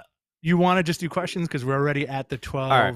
Yeah, mark. Let's do questions. We're gonna skip the NXT stuff because we're out of time. We'll do that this week. Actually, you're not here this week. Right. Well, maybe no. You are here. I'm so sorry. You are here. Thursday will be live. Thursday we'll have a show. Yes. Wink, wink. Totally forgot. Dynamite. If you're talking about what you texted me before, again, yes, amazing. Yeah, great. Danny Burch injured, so the NXT titles are vacated. We'll bring that up because that's in the news. There's a ton of stuff happening on the NXT side. It's going 2 nights, and then we're leading into Tuesday for the move for NXT after WrestleMania. That's still happening. I was going to go into Ring of Honor stuff. We're totally out of time today, so we'll skip that for another day. But I do want to say EC3 and Jay Briscoe. I like that match. Yes. Yeah, I and find it also interesting. Maria Kanellis announced that she's going to be in the ROH Women's Tournament. That's awesome. Good for her. Yeah. AEW stuff, like real quick, like Cody's getting a reality show. I said that to my wife, Brandy. and she went, ugh. Is it the neck tattoo? Because I think that turns a lot of people off now. I think as soon as he got the neck tattoo, my wife's opinion dramatically shifted on Cody Rhodes. And she was like, oh my God, this is so great. So great. We met him, blah, blah, blah. He's doing AEW. Oh, Bullet Club. Awesome. And as soon as that tattoo dropped, bro, she was just like, hey, I've had it. I've had it with this guy. I'm done. Fuck him. All right. So you want to jump into some questions? Let's do Q&As, boys and girls. Submit your questions in the chat room. MG Geek, we have a ton of questions here, but keep them coming. We're going to try to get through them as quickly as possible. We're already an hour, and what's the time here? Timestamp is where? I think we're at hour 20. Yeah, and the recorder stopped. Oh, no. Don't worry. We have a backup. Very nice. Don't worry. It was fun. I know we didn't get to everything, but, we'll be getting to a lot of stuff the week after next. Yes. All right. So John Gorman on Andrade's release. What really changed that made WWE grant his release when the week prior we heard there was no chance that he was going to get cut? I don't have a true answer to this, but obviously I think Charlotte played a part in this and Rick played a part in this on convincing them to release. Interesting. I would say that confidently. Andrade could be Ric Flair's future son-in-law. Yeah. And imagine that family gathering where it's Ric Flair, Conrad, Flair's other daughter. I don't know her name. Charlotte and Andrade. Megan. Okay. Megan. Bachelor 3000, do you know what's up with Keith Lee and Aleister Black? Yes. They don't have anything for Aleister Black right now. Keith Lee, they sent him to go work harder like a big man, and then he got sick, and then now there's a lot of weirdness. They're not really loving him. I mean, that's the truth. That sucks. They're not in love with him. Is it the big man style that they don't want to see? Yeah, he doesn't. Listen, this is a dude that's only wrestled little guys his whole life. Yeah. So he does unbelievable with them. But you put him up against a big guy. A lot of certain people he worked with were tests for him. Mm-hmm. All right. And they complained about him. There you go. That's about it. All right. Bob Rowe, any truth to the rumor that Enchante will be dancing at the Mons Venus Club during WrestleMania? Yes, he is. Oh, A 2-night special. Louis Lamberti asks, have AEW YouTube views increased as well? That's a great question. I don't know. I could find out. That's actually a really interesting question because we hear all about WWE being so strong on YouTube with their viewership, and that's a reason that they use that. The TV viewership is down, but however, they're doing tremendous as far as the digital content partners go. So I don't know. That's a very good question. Considering AEW has a younger audience, they should do well, but I don't know if their distribution method is in place. Like, if you notice, like, WWE does a far better job at putting out content online, right? Here's a great example. WWE, during the show, will update images, pictures, videos, things like that. Yes, AEW does it as well, but if you notice, they're very heavy on the video side, very low on the picture side. And I think that's a part that's missing. Like, you want to talk about continuity and connecting everything together? They definitely could use a digital asset manager or digital distribution partner manager that is able to look at their product, knows the product really well, and say, okay, you know what? This is the plan. We need to dump this photo out immediately after it happens. We need to do this photo immediately as it happens. WWE has that in place. AEW still is learning. All right. Good answer. Maybe that was a pitch for me to get hired. Maybe that's what it was. That'd be great. You're the numbers guy, man. I am the numbers guy. From Mr. Gonzo's mind via Papa Johnzo's mouth, what's the over-under of Braun throwing Shane off the boat? That's a 1-to-1, my friend. I would go. I think if there was a scenario to throw Shane off a boat, this is it. This is 100% it. 100%. But do you remember we were talking about Shane getting thrown off the top of the WrestleMania thing that they had made a couple years ago? Like when it's after Stadium, they have like I think the New York one, they actually had like a replication of New York on top of the ring. I think he should have fallen off there. He's fallen off a lot of stuff, but also, I don't know if you remember this, Kevin Owens has said he's going to find some way to jump off that pirate ship. Okay. Maybe he'll do it. So I would say Kevin Owens with a swanton onto Sammy, but somehow Braun throws Shane off like the mainsail of the ship. But you know what? I think that's great. But you know what, though? If you were going to take a risk in doing something very drastic, a move like that, where you could hurt the opponent, wouldn't you want it to be your best friend? Like, if that was me and you, I would be like, Rich, you cool with me doing something really bonkers? If it works, we'll look fucking like $1 million. But if it doesn't, you might get hurt. You're like, all right, let's try it. Like, you don't have like this. Shot. You're not gonna think like, oh my god, you see he's being unprotected. Like, it's different when you're best friends with somebody like that. So I think those two, they could have this unbelievable WrestleMania match, and good for them. You know what it would be? What the move would be? I would the power bomb where you concussed me when I was 13. I didn't concuss you. Get over it. Backdrop off the pirate ship, and then the elbow drop following. Okay, I'm into that. So you backdrop me, I go down, and you do a big elbow off the top. Absolutely, you take all the damage. That's fine. I'm okay with that. What else do we have? Where were we? Oh, Charlotte. Here we go. Question from Lewis. Yo, what's Charlotte's status? Lol. Fall from WWE Grace? No, she had COVID. Yeah. She had COVID. So they were upset at her because she's been traveling a lot. But no fall from grace. She's fine. Yeah, she's like she's their champ, you know? Yeah. Like she's gonna be their Flair winning 20 titles, you know? And then when she leaves, if it happens, she's gonna go everywhere else and win 20 titles. It's a good possibility. Yeah. John Gorman asks, any word on the status of NXT and if they're still moving to Tuesdays? Is it weird that we haven't heard anything official yet? Yes. They are moving.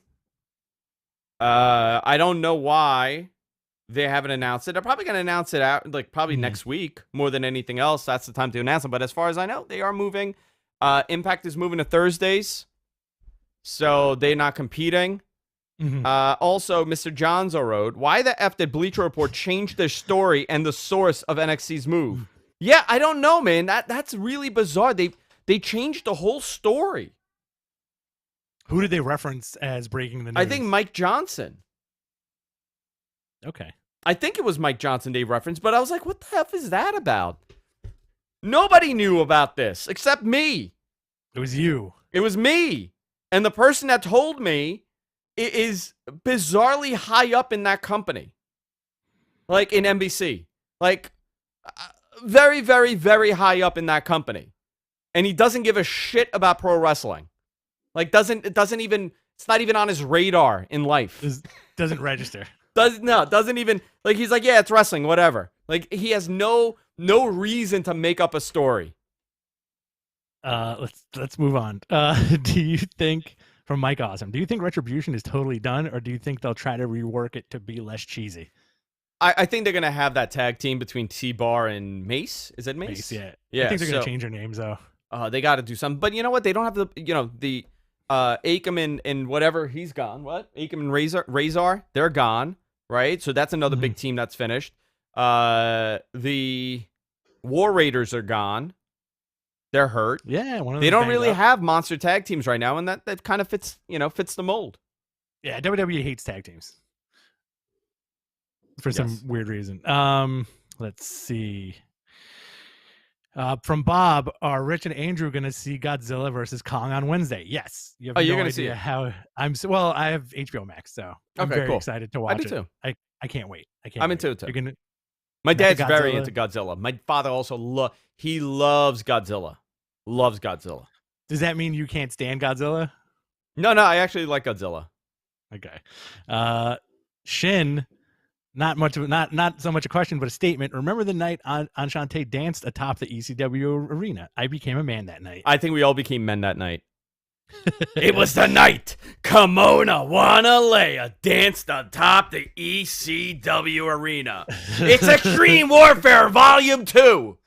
See the night Terry Funk fell off a ladder and broke his hip. I can't believe you remember all this stuff like verbatim, pretty much. Verbatim. Eric Travis asks, how do you feel about Buddy Murphy calling out Aleister Black? Do you think this could be a swerve for Seth versus Cesaro in that both guys join Seth? And what do you do with Jeff Hardy? A lot of questions. I have no idea. You know what? I'm going to tell you something. I've never been a big Jeff Hardy fan. Like, I recognize how great he is. I recognize that he's very creative. It wasn't my generation of wrestling. You know what I mean? Like, I would watch those TLC matches were great. I've seen more great Jeff Hardy matches than bad Jeff Hardy matches. I thought they were really cool as a tag team act, but like, okay. Fair enough. Like, I feel like if I was 12 when Jeff Hardy was having those matches, I'd be way more into Jeff Hardy, but I was already like I had already seen a lot of wrestling. Okay. Those goddamn Jenko pants. Are you like not a fan of Jeff Hardy? I feel like you're like an anti-Hardy guy. I don't like my brother, Alec, right? Not Deacon is not my brother. Just remind everybody, relation. Okay? There's no relation here. But my brother Alec, he loved Jeff Hardy. Loved Jeff Hardy. What's the age difference between you guys? Me and Al, 8 years. Okay. All right, I can 8 see years. that. He's got the face paint. You know, he's all Yeah. loosey goosey with the big jeans. Yeah. All right. Josh Freerks asks, if you were down in the dumps, which wrestler would you like a hug from to feel better? Oh, that's a great question. You know what, Keith Lee? Really? Yeah, I think Keith Lee is a good hugger. I could see that. I'm gonna go It's like Bailey. very, very like meaningful. You know what I mean? Like, you know when someone gives you a hug and it's like that. I feel like Keith Lee would look at me and it's like, here, come here, and just like a nice, soft, big hug. All You're right. a great hugger. You're a phenomenal hugger. Listen, Who are you I going with? appreciate it. I'm gonna go with Bailey. Ah, we're going horny Harry on this one. If you, no, if you, I feel like if your gimmick is hugging people, you're probably pretty good at it. So, Dude, I would definitely have it, Bailey. Harry hugs you. Only Harry's with guys, never though. hugged me. Only with guys. Harry gives a hug, but you know what he does? Finger goes up the butt. Oh, jeez, Harry has never hugged me. Never? No, Interesting. I don't think we're there yet. Oh, okay. I mean, I wouldn't mind a hug from Oh, horny Harry, But he's very horny all the time. Bro, so You know how horny, like man. 10-10 wins? You give us them. You give what is it? 10-10 wins. You give us 22 minutes, we'll give you the world. His is you give me 22 minutes, I'll show you how horny I am. That's his catchphrase. And, you know, I gotta thank Shin for coming up with that nickname because it still makes me really giggle every time Did I hear Shin somebody come up say- with horny Harry? Shin came up with horny Harry. We were in the studio, I want to say early last year, and then I look at the chat and Shin goes, "Hey, it's horny Harry." I had no idea. So every time I hear that, I can't stop laughing. It's so funny. Like sometimes I'll stare out the window in my kitchen and just giggle to myself at the weird shit we say on the show. You know, Yeah, like me too. I'll take a sip of coffee and be like, horny Harry, or like I'll take a sip of coffee and be like, Mr. Gonzo, it's great. You know, Dude, I use this show. Listen, we have a tremendous, like, I think right now, since we moved to, the Observer website, I think we're getting like 20,000 downloads a week. But this is, you know how WWE books for one man? I book for this entire show is my therapeutic session. sure, Where yeah, I yeah. could say all the crazy, weird stuff in my mind and just release it.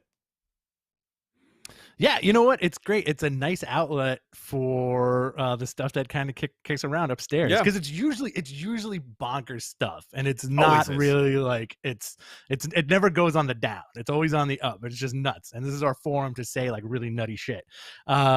Shin in the chat room says when we meet, I'll give Mr. Z the Keith Lee hug. You know what? I bet Shin hugs really well. Yeah, dude, I want some of Yeah. that. Yeah. Bob Hazelwood says he wants a hug from Trish Stratus. Ruben says he Horny wants a hug Bob. from Sonny Kiss. Horny Bruben. Everybody's horny Harry. Everybody's got horny a little Harry. horny Harry. Everybody's got a little horny Harry in him.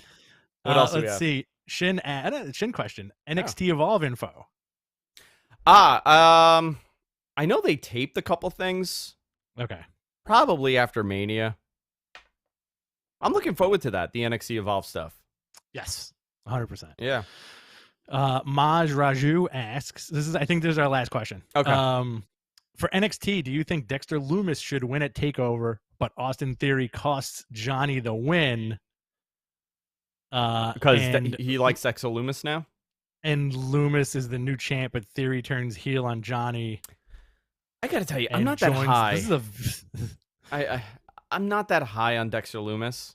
Mhm.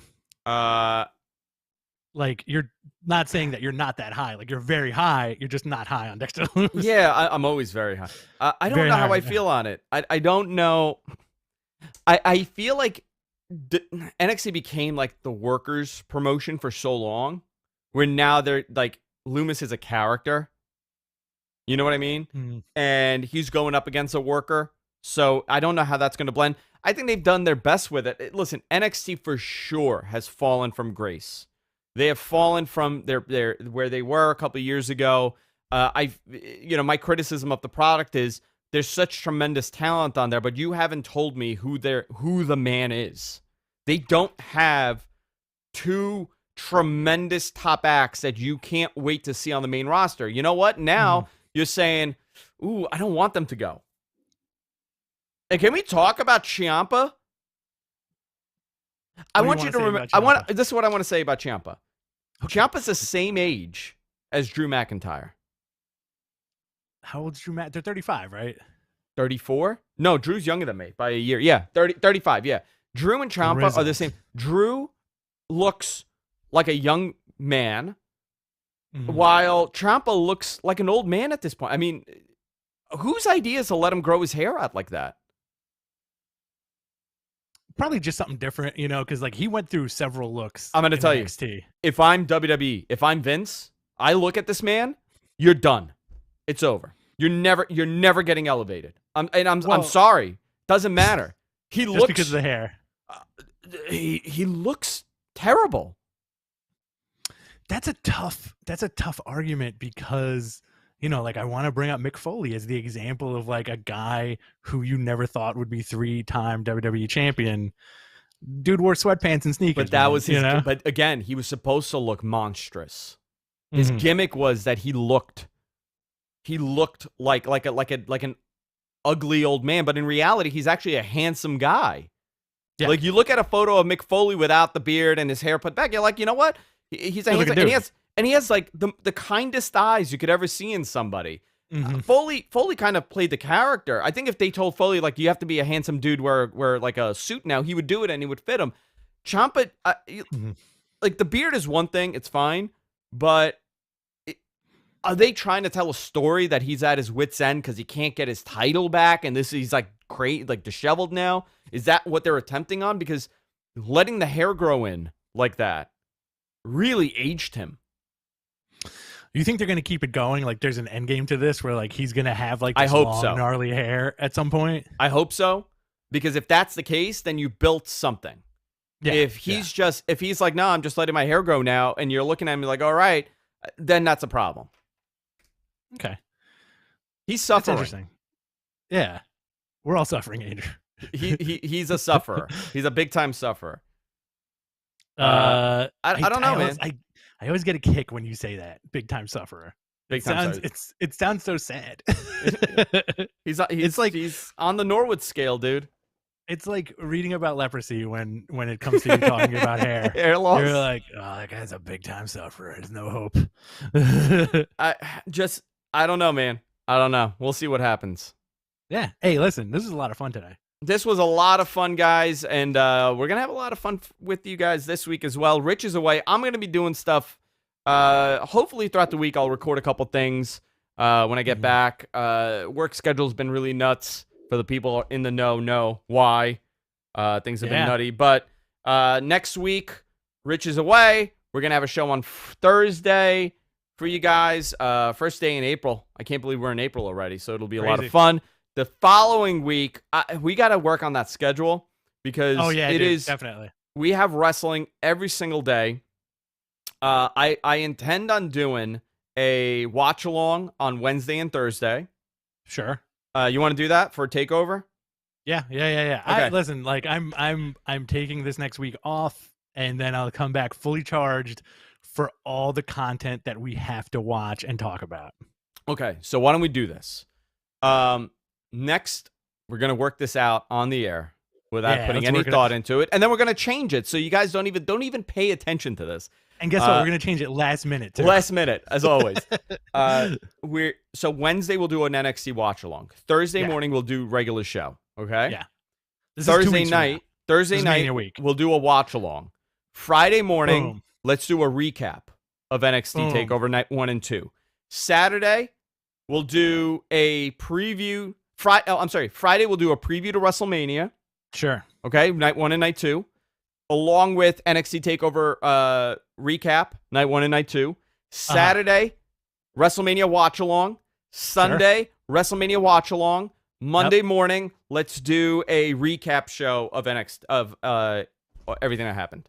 75% of that stuff is going to happen for sure. 75 definitely will happen. 75% of this. My wife also just texted me that she'd take a hug from Big E.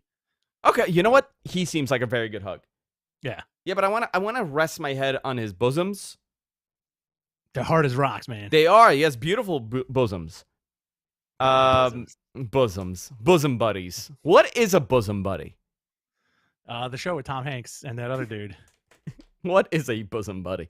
So we're going to have a lot of wrestling to talk about, and you know, and a whole lot more is going to happen next couple of weeks. MG Geek and Jonathan are doing a show on Tuesday, apparently.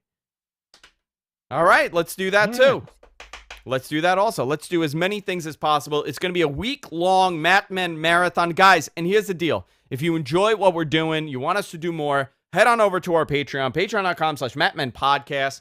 Fund us there as little as $1 per episode. Listen, you know what it does? I send Rich, we make like a couple $100 a month from it. I send Rich his half. That's our beer money. That's our fun money. You love seeing Rich in his beautiful new shirts. Where do you think that money comes from? Also, another way to support us without giving us your money, you could buy something. Check out the Matmen shirt. Go to ProWrestlingTees.com/MatmenPodcast.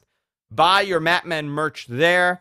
You could also find us everywhere podcasts are available, including the Wrestling Observer website, WrestlingObserver.com, F4WOnline.com. Hey, also, these watch-alongs, all exclusive on the F4W YouTube page, will be posted on Wrestling Observer. It's going to be a lot of fun. We saw what happened with the AEW show, how tremendous that was for us. I mean, the viewership was through the freaking roof. 60,000 viewers was something like that. So imagine what WrestleMania is going to be. It's going to be a lot of fun. We're going to have a tremendous amount of fun together. I encourage you guys, hang tight. This week we got something cool going. Until next time, America, be strong and God bless. See you next time. Later. I'm only talking to Americans. Is that, oh my God, is that so, your, stop dropping your Cash App in the chat room. Yeah. My Cash App. Look at him. Such a Gen Zer. Suncast, I have a little boo-boo. Something happened. I think my finger slipped and I hit the R button and I stopped recording at one point. So we have the majority of the show recorded. I think it was like a couple minutes it didn't record. So I don't know how you want to do this. Do we just want to rip the YouTube video and say F it? Or do we want to try to piece it together? Whatever you want to do, I'm fine with. You want it to be a difficult task? Then it can be. Oh, boy. Let me tell Suncast this in a text. If he's hearing this or not. Sorry, dude. I effed up. That is my words to him. I always put in his gimmick name, and I'm like, he doesn't come up on my text. Who's Suncast? Yeah. I think he should change his name to Sunkissed. Do you hear me typing? Listen how fast I type. Are we still live? Yeah. This is great. Let's just hang out here for an hour. You want to just listen to me type? Not do anything. Let's do this. Watch everybody put their Cash Apps in the chat room.